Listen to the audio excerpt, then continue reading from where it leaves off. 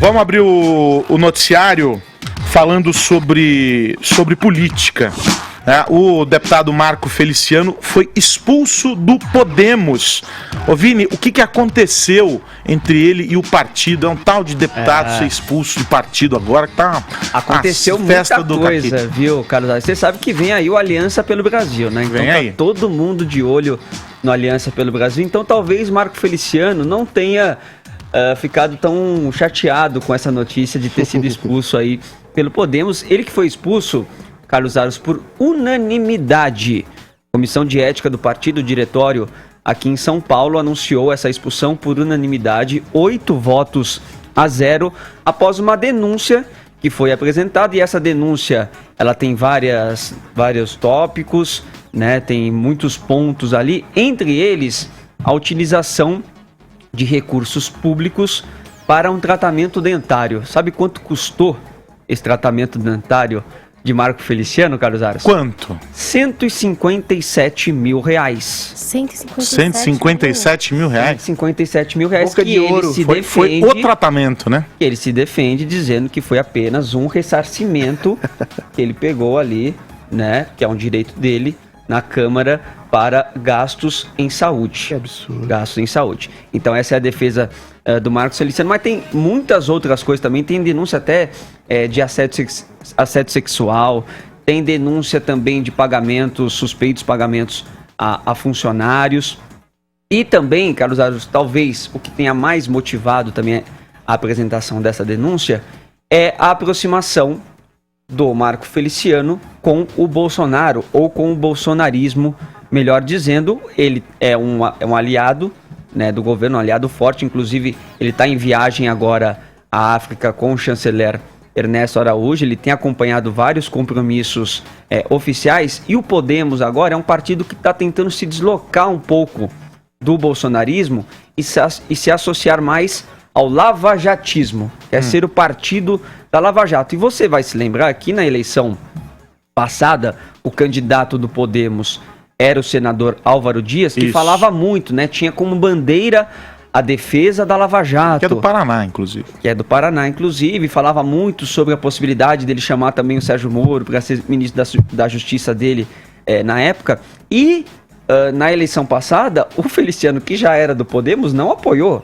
o Álvaro Dias, apoiou o Bolsonaro. Então tudo isso está no meio desse jogo, dessa expulsão aí, portanto, do Marco Feliciano da legenda, viu, Aros? Vini, agora... Mas a executiva já se manifestou? A executiva nacional do partido? A executiva nacional do partido agora precisa aprovar essa expulsão, mas é algo que deve acontecer, e o Feliciano também não deve ir muito contra. Ele tem 3 dias para poder reverter essa decisão, mas acho que ele não vai fazer muita força, não. Vamos botar o que ele colocou no Twitter como justificativa, aí, como defesa, dizendo que ser expulso de um partido por apoiar o presidente Bolsonaro é para ele motivo de orgulho.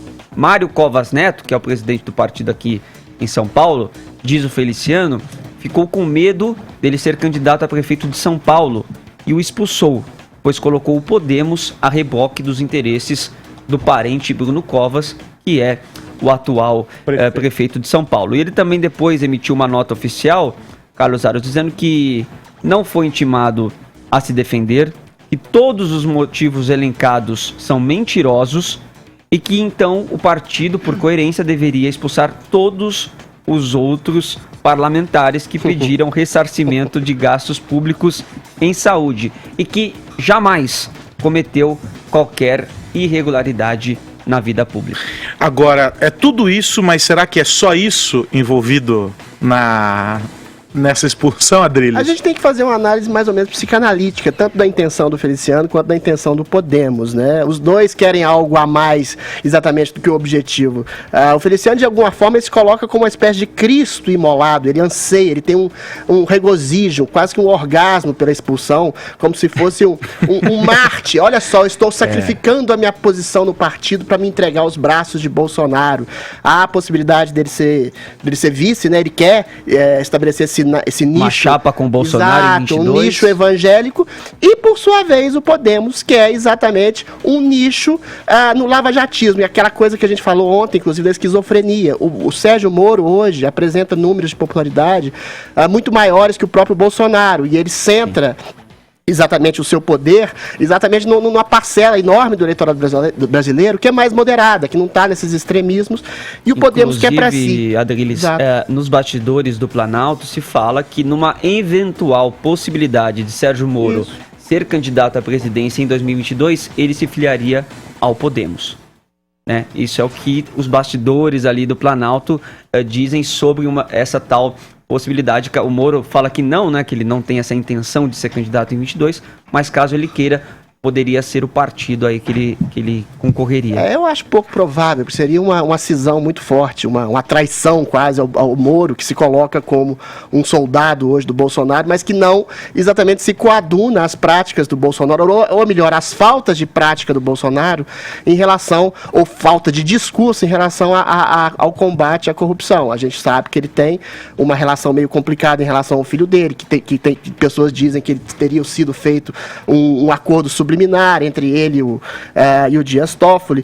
E aí tem essa percepção do público em relação ao Moro, que é um nicho de ética e combate à corrupção. O Podemos viu nesse nicho exatamente essa possibilidade de poder. Mas eu queria, primeiro, uma coisa que a gente está esquecendo de dizer, essas acusações de malversação de dinheiro público, às vezes não são malversações. A gente tem que lembrar que um deputado custa R$100 mil por mês e ao todo da Câmara custa 2 bilhões. Não é exatamente uma coisa específica só do Feliciano, é como um todo. O deputado, ele é chamado ao mundo de luxo, de sonho concreto e absoluto, e cria essa espécie de autismo para além do mundo real, assim como é um autismo para além do mundo real, mas é um autismo muito visível, a possibilidade de desejo de poder do Feliciano. Ele fala de si como se fosse um imolador, um salvador da pátria. Ele devia aprender com Cristo. Até escrevi esses dias que o Cristo mesmo, ele teve talvez um princípio de tentação de vaidade quando foi crucificado, dizer, olha, eu sou filho de Deus, eu estou salvando todos vocês. Mas o que ele fez com a vaidade dele? Ele transformou a vaidade numa ação generosa. E aí acabou com o princípio do pecado. Eu gostaria muito que o senhor Feliciano fizesse isso, para além do tratamento com os dentes dele, fazer um tratamento na alma, para se entregar mais ao poder público, porque o poder é público, não é para satisfação do próprio ego, meu caro Feliciano. E por mais que seja um direito dele, né, ter esse valor ressarcido aí, é muito imoral, né? Você pegar este valor. É legal e imoral. Você pegar esse dinheiro para fazer uma prótese dentária. Que ele teve que fazer, uma prótese. Realmente. Mas era a prótese, né? É de ouro, né, o negócio. Boca de ouro. Boca de ouro, é isso aí.